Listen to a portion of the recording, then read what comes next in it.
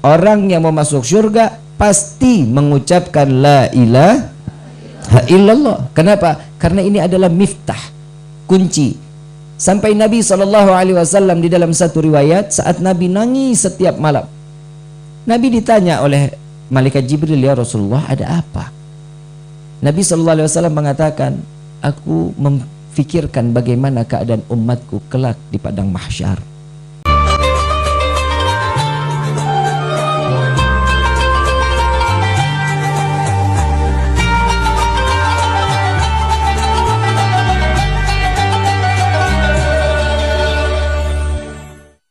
Limpahan puji serta syukur kita panjatkan kehadirat Allah Subhanahu wa Ta'ala yang Maha Agung, yang Maha Luhur, yang Maha Bijaksana, yang alhamdulillah di sore hari yang penuh keberkahan ini, dengan cerahnya yang Allah berikan di pada sore hari ini, mudah-mudahan Allah tambahkan kita dalam ilmu yang bermanfaat baik di dunia sampai di akhirat. Amin ya rabbal alamin.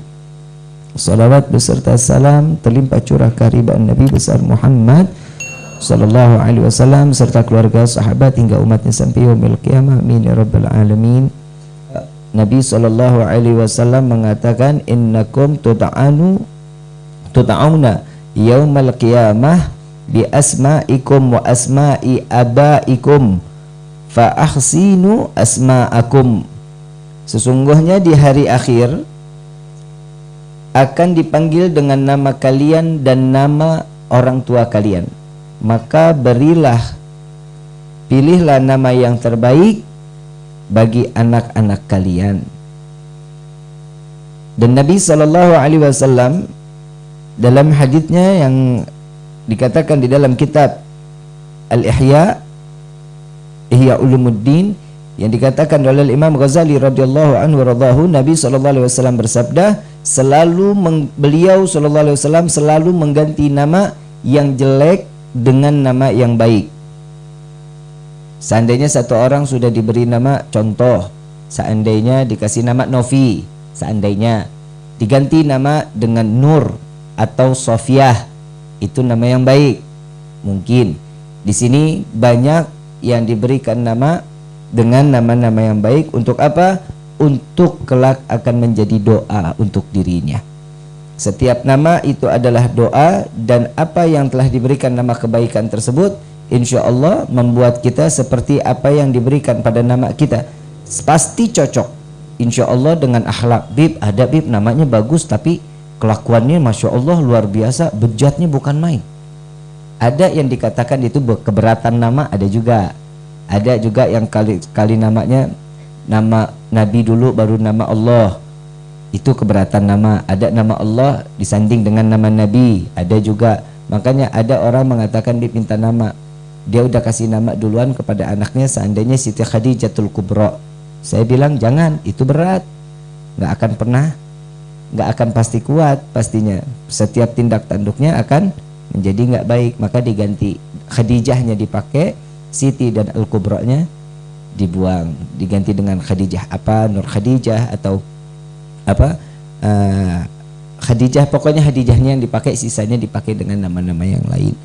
Insya Allah mudah-mudahan nama-nama kita menjadi satu doa yang membawa kita tuh sampai ke dalam surga dalam nama yang indah.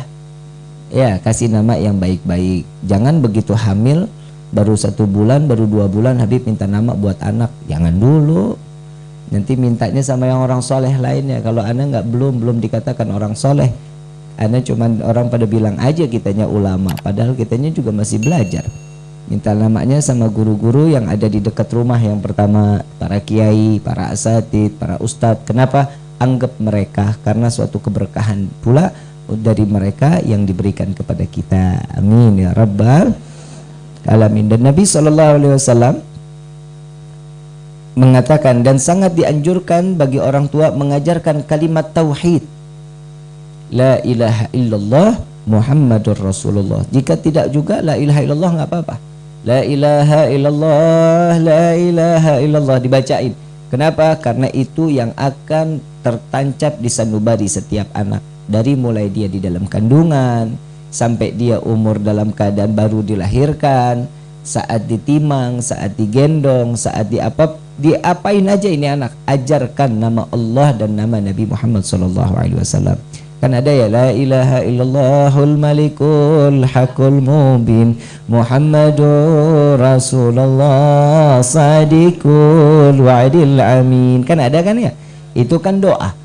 Doa minta jadi suatu kebaikan buat anak-anak kita. Jangan dung indung kepala lindung, hujan diudik anak siapa, mata melirik. Kan PA. Yang pakai jilbabnya, yang pakai kerudung, yang bagaimana dulu? Nah kalau pakai jilbabnya, bajunya ketat, ya pantas digituin sama laki-laki. Tapi kan ada syair yang lainnya kan nggak baik. Duh aduh Siti, mandi di kali rambutnya tidak puasa. Di dalam kubur mendapat. Aisyah siapa? Istri Nabi Muhammad SAW. Ini penghinaan luar biasa. Jangan pernah diajarkan ke anak-anak kita. Ada juga di zaman Belanda itu, di zaman Belanda, setiap majlis-majlis para habaib di zaman Belanda, Habib Utsman bin Yahya, Habib Salim bin Ahmad bin Jindan, semua setiap kali pengajian pasti diawali dengan Ya Rabbi bil Mustafa baligh maqasidana. Kenapa? Karena ini permohonan dulu kepada Allah. Nah orang Belanda nanya lah tuh sama orang-orang pribuminya, itu apa yang mereka baca? Mengagungkan Nabi Muhammad SAW. Diganti syairnya, diganti papung Pak Mustafa Sidule, ada tepung ada. Ini penghinaan untuk ayah Nabi Muhammad SAW. Dihinain ayah Nabi. Jangan pernah diajarin anak-anak kita yang seperti ini. Jangan. Kenapa? Suatu saat dia akan ngebenci daripada Nabi, dia akan ngebenci Allah. Na'udzubillah min dzalik. Kasih nama-nama kalimat yang baik.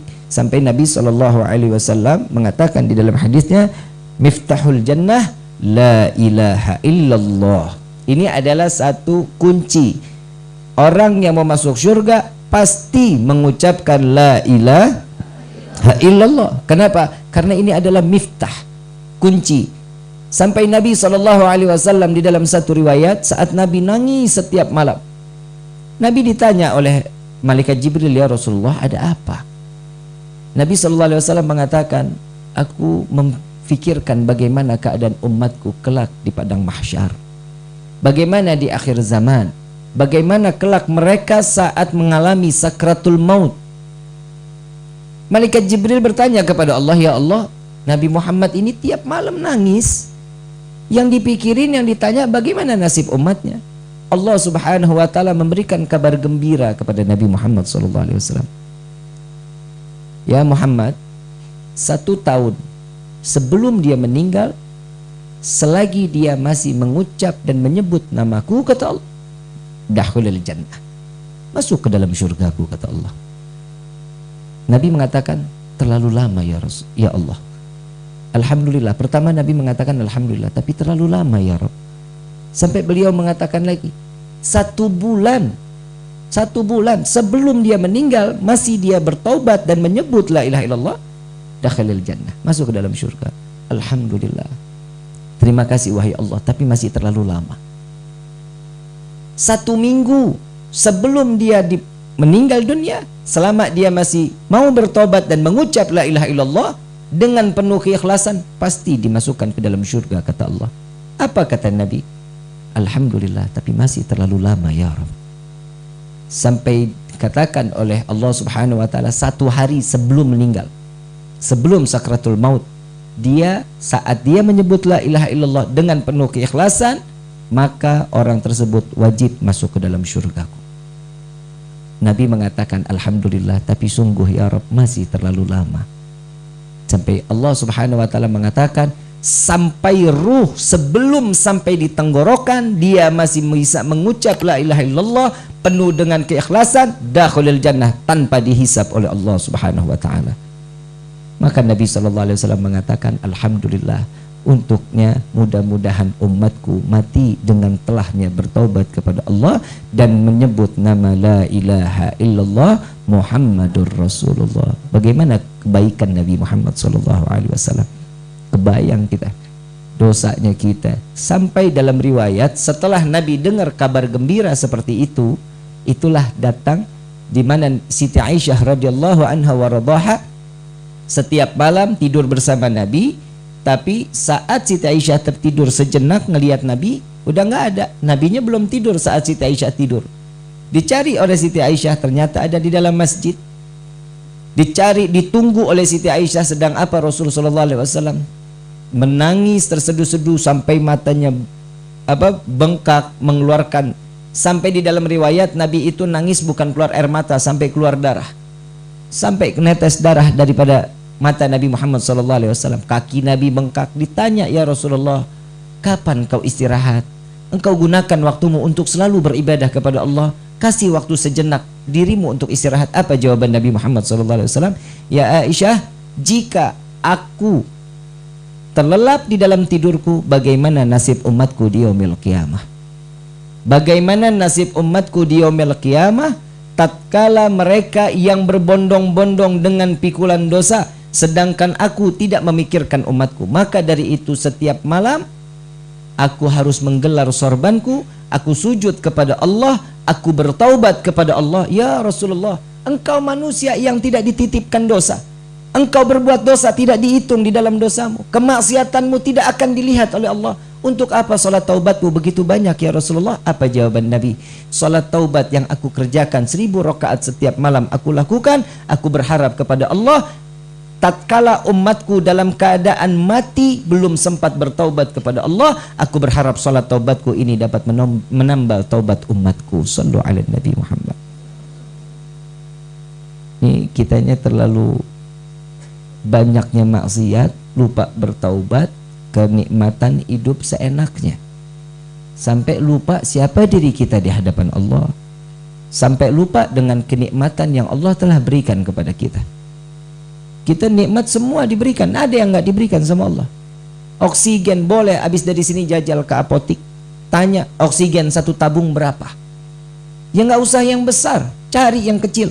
28.000 itu pun hanya dipakai sampai 7 kali semprot buat oksigen kita. 28.000 sehari itu kurang lebih 1 juta oksigen yang wajib kita hirup. Berapa botol yang harus kita beli oksigen tersebut dikali 28.000. Satu hari aja kita udah habisan duit 1,4 miliar untuk membeli oksigen. Tapi Allah kasih cuma-cuma. Dan Nabi SAW mengatakan, hati-hati wahai umatku, nafas yang kau keluarkan dan nafas yang kau hirup di mana tempatmu, maka itu akan menjadi saksi di yaumil qiyamah. Nafas kita banyak di tempat maksiat, nafas ini, oksigen ini akan berbicara kepada Allah. Ya Allah, aku dikeluarkan di saat dia bermaksiat kepada Allah. Ya Allah, aku dikeluarkan saat aku dalam keadaan di majlis. Ini semua yang akan memperingankan kita tatkala kita masuk ke dalam syurganya Allah. Hisab ini sangat hati-hati. Hisab yang Allah berikan kepada kita nggak mandang siapapun dia, kecuali orang yang penuh dengan rasa takut mereka kepada Allah, kecintaan kepada Allah, cintanya kepada Nabi Muhammad SAW. Sekuat apapun kita, apapun kita, mau punya jabatan sekaya apapun, tatkala Allah mengatakan hancur, hancur. Idza arada say'an ayyakula lahu kun fayakun.